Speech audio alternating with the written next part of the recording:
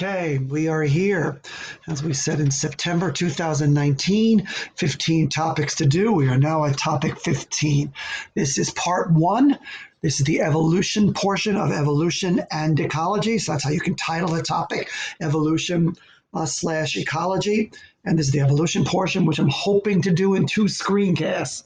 As I did with this, all the screencasts are coming up today and should be listened to by live class on Thursday.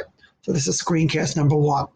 All right, so extensive evidence indicates that life on Earth began more than 3 billion years ago. And we're looking for evidence in that. So the theory of evolution, so you're looking at here. Existing forms of life have evolved from earlier forms of life over a long period of time. This really is just an overview of evolution to get us through our year. So what does evolution account for? Differences, and keep it in mind, structure, function, and behavior. So the idea of a change of species over that time is known as evolution. All right?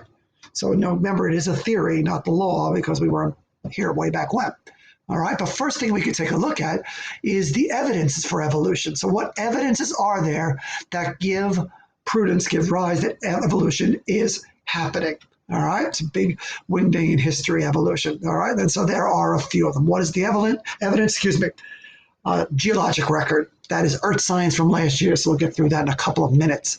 And then the comparison of organisms to other organisms to see what similarities there are. This evolution would have been on Regents Lab number 3, where you would have done a physical similarity and then a biochemical similarity. So you see the comparative. What do we compare? Cells, what organelles, so forth, are in, what is biochemistry, anatomy, and embryology, how we do growing up early. All right, let's take a look at the geologic record. All right. The geologic record, also known as the fossil record, is the remain of traces of organisms preserved over time that can be studied. What are they found in? They are found in ice, frozen ice. You can remember Otzi the Iceman. DNA can be, as long as it's preserved, in sedimentary rock. Again, sedimentary rock, as you remember from last year, born of sediments being pressed down. Not that you should ask yourself, why not igneous and why not metamorphic? Answer that question for yourself, because that's a good thing to put on our last test of the year. Tar, sticky organisms get caught in there, they sink, they're done, and they leave evidence in the form of fossils. And amber, one might remember the cane of the leader from Jurassic Park, the guy who built the park. I forget the guy's name. The doctor where the two little kids came to. But he had an amber, a fly in that amber, and he took the dinosaur DNA out of the mosquito that was in it. Not a fly, the mosquito that was in that amber, and started Jurassic Park from that, or something like that. It's close. All right, so fossil record. How do you have to know the fossil record? Well, you got to remember.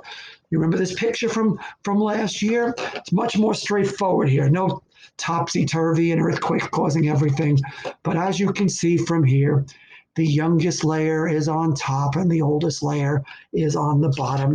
And that is how we judge or age the fossils. We age those fossils, not completely, but we age them by layer. All right, so geologic record. Take a quick read of that geologic time scale, the geography. All right, so we're not getting into the whole earth science aspect of, turning over continental drift and all that sort of stuff. The very basics. It provides evidence. All right, let's go into biology, a little more biological stuff that I can. So what are some anatomical evidences? All right, it's the idea of a homologous structure. So there in red is an important statement that's often put on, as I would say, the Regents test.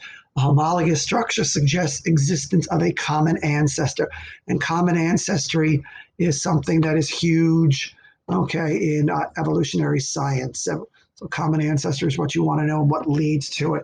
And what is a homologous structure? So there's evidence to support that the similarity of basic structures exists between different organisms. For instance, all right, human, cat, bat, whale, you see their arm and their hand, both or all resemble each other structurally and even have some similarity functionally. All right, so Structures are anatomically similar because they are all inherited from a common ancestor.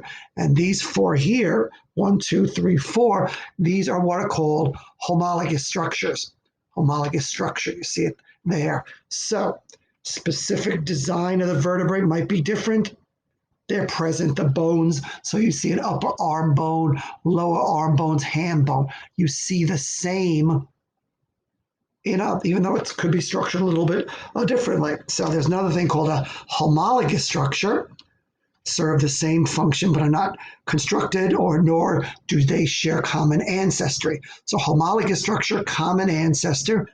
Analogous structure, same function, not a common ancestor. All right, such as a bird, let's say, and let's a fly. I'm thinking of for a analogous structure. So homologous structure important. All right.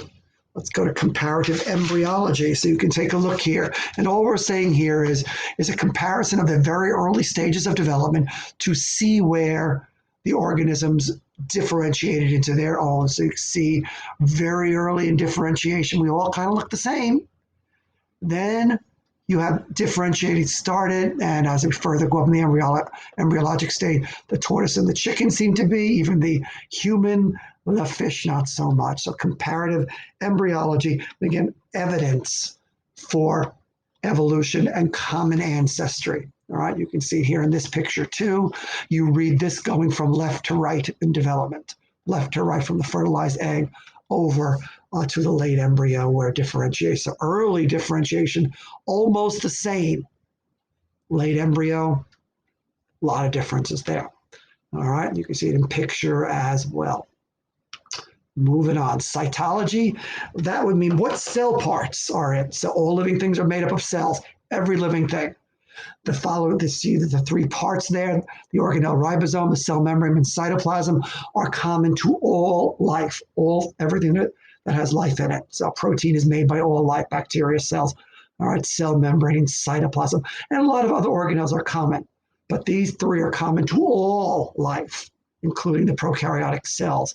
So are you kissing cousins to a bacteria? No, but is there some sort of evolutionary connection? Likely, yes.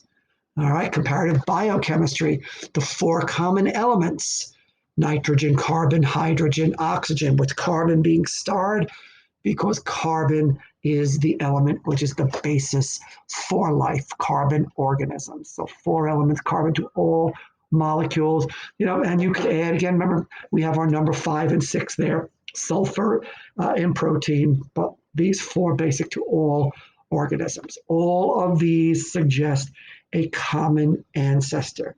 All right, and now we're talking here in your textbook here before I sign off on this one. This is chapter 27, chapter 27.1 and point 2. All right, it's just an overview at this point of evolution, not incredibly specific.